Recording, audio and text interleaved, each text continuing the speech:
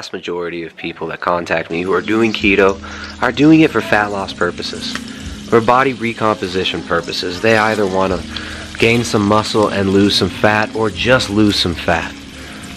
But there can be a dark side to this fat loss drive. There can be a dark side to being obsessed with fitness.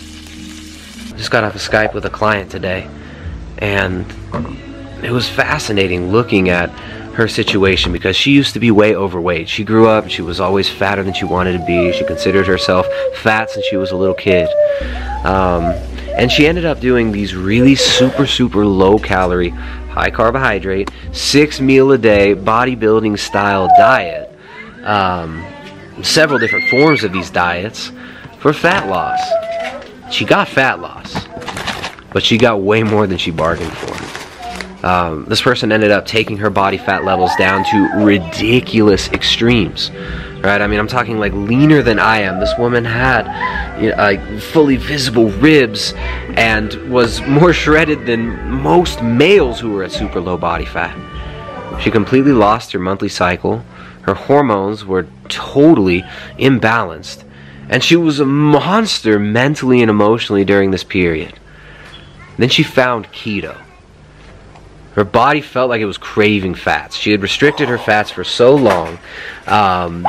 She felt like she was so metabolically deranged that keto seemed to correct a lot of the issues that she was dealing with.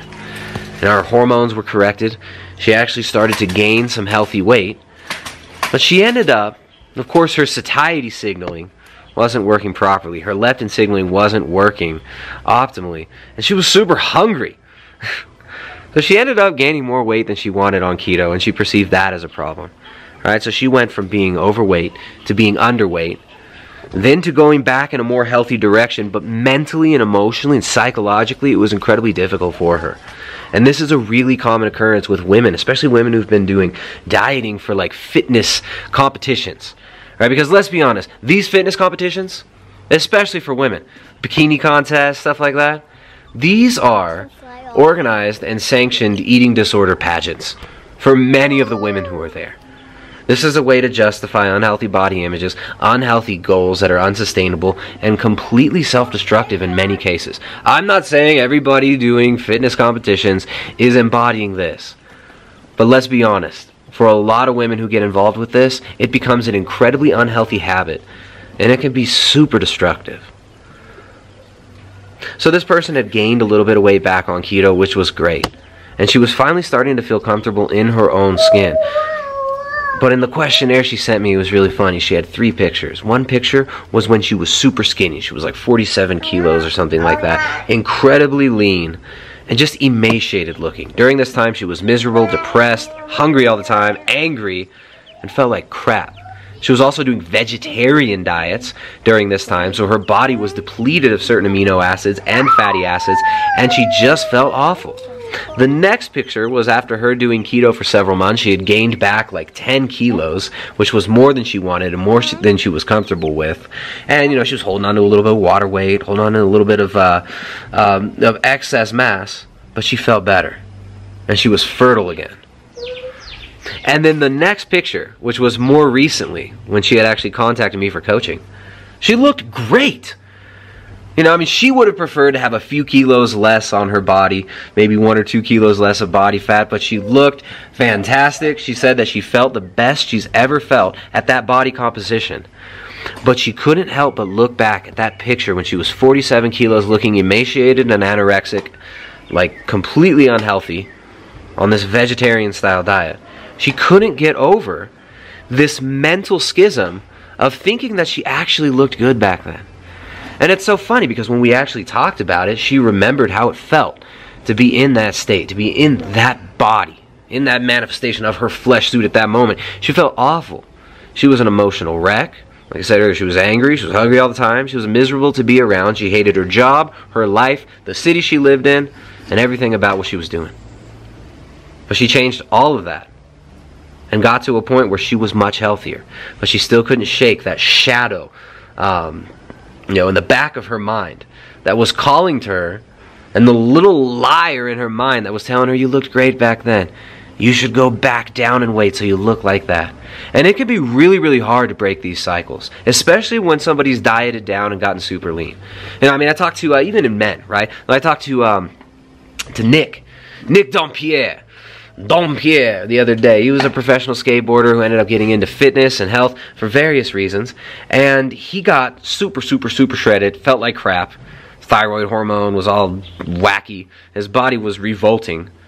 And he felt 100 times better when he stopped focusing on being so shredded and started focusing on building some lean mass. And, you know, I mean, of course, his style of eating isn't recommended for everybody, but he ended up putting on some more body fat and getting comfortable with that. And his hormones, his life, his psychology, his mental state was 100 times better. This is a common occurrence. When we get super lean, when we get super shredded, our body revolts. Our body does not want to carry around unhealthy levels of body fat, especially females. If you've dieted down to the point where you've lost fertility, where you're no longer getting regular cycles, you've gone too far. If you've dieted down to the point where you've got, you know, paper thin skin all over you, ladies, where you've got, you know, veins on your stomach, you're probably more lean than the average female that's going to be fertile, healthy, and thriving will want to be. So we've got to get this image out of our mind, whether that image comes from media portrayals, from stupid-ass fitness magazines, from people on YouTube who are promoting unhealthy body image. We've got to get these images out of our head. And that can be really hard sometimes when we've trained ourselves to look at ourselves in a certain way. So if you're doing a diet and you want to get healthy, and you want to live a long, happy, productive life, focusing strictly on aesthetics is not the way to go. Yes, we all want to look good. Yes, we want to be lean. Yes, we don't want to be overweight.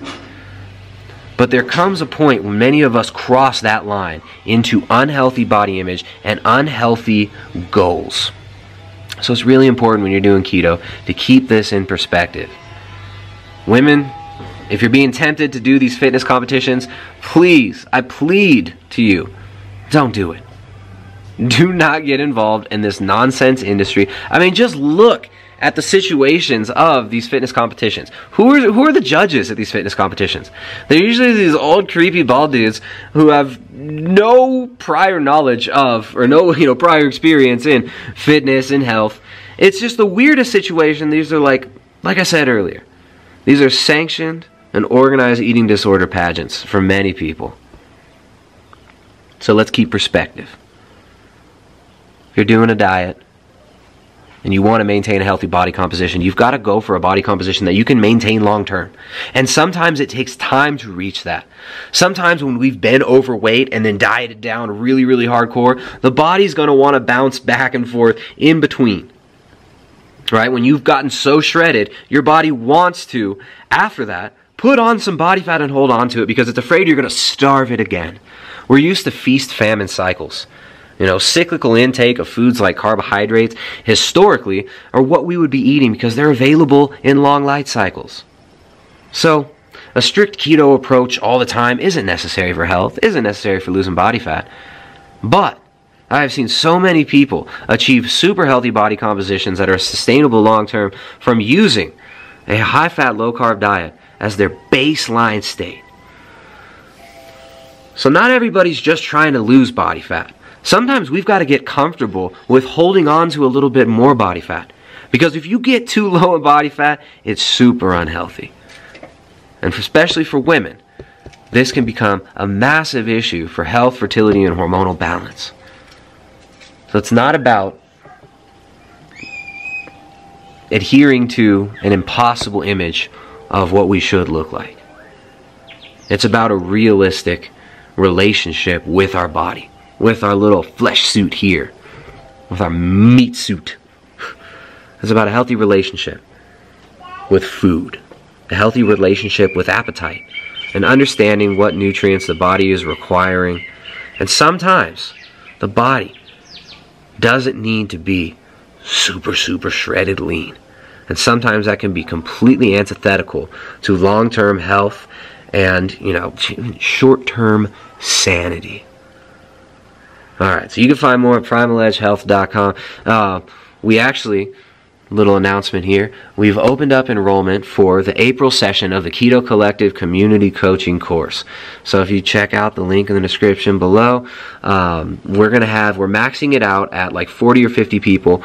I think we're about 25% full right now, or 20% full. It's starting on April 8th, so you got a couple weeks to sign up still. It's going to be a community-based coaching experience where people get to bounce their experiences off of others, learn from others' triumphs and mistakes. And it's going to be unlike anything else that's out there. It's really cool. We're not just like, sending you a few articles and or here's a video a week and here's a Facebook group. It's not like that. We're going to have fully interactive live voice chat for everybody in a Discord server, so you'll be able to talk amongst yourselves. We're going to be doing live events frequently throughout the month. It's going to be exclusive content for the members of the community coaching course. And the Keto Collective is going to be freaking awesome. We're super excited. I've got several clients who I've worked with in the past who are going to join the Keto Collective, who are super awesome guys, yeah, we're really excited. There's men and women from all different walks of life with all different types of goals who are looking to learn about how to formulate a proper ketogenic diet that you can adhere to long term. And we're going far beyond just here's how you do your macros, right? We're going to get into stuff like circadian rhythm, healthy hormone balance, lots of food prep stuff. We're going to do live cook-alongs and have all kinds of fun with the Keto Collective community-based coaching course. So anyways, remember, you're far more than what you eat. Get out there and live.